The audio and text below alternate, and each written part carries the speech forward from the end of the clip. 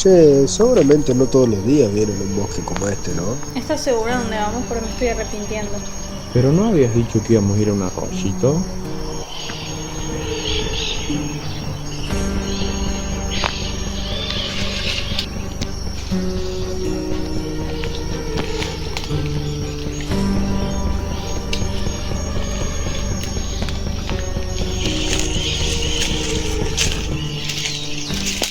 Mirá, guacho, una mochila.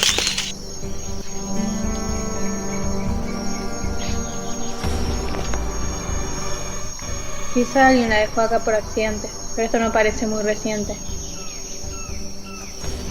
Bueno, pero igual, no sé, no es tan raro. Igual, no sé, no me da una buena sensación. Mejor sigamos y listo.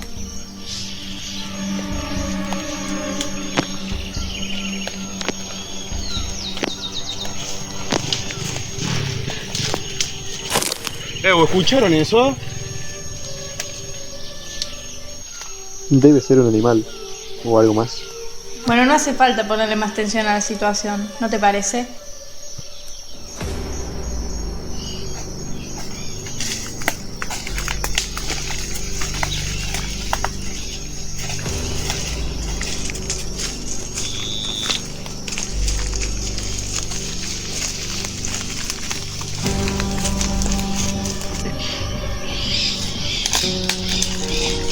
Chicos, miren, una carpa.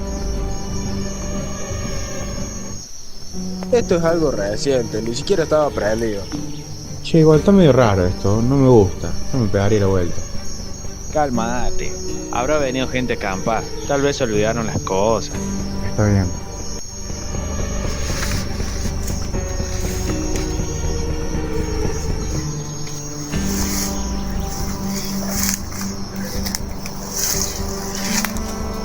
¿A dónde va, Miguel? Si dijimos que no íbamos a seguir ningún rastro.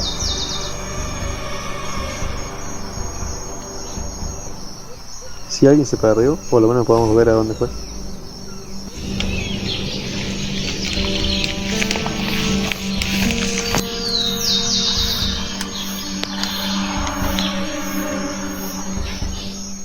Che, como que a esto no le veo sentido. Acá dice que un grupo de 5 personas desapareció.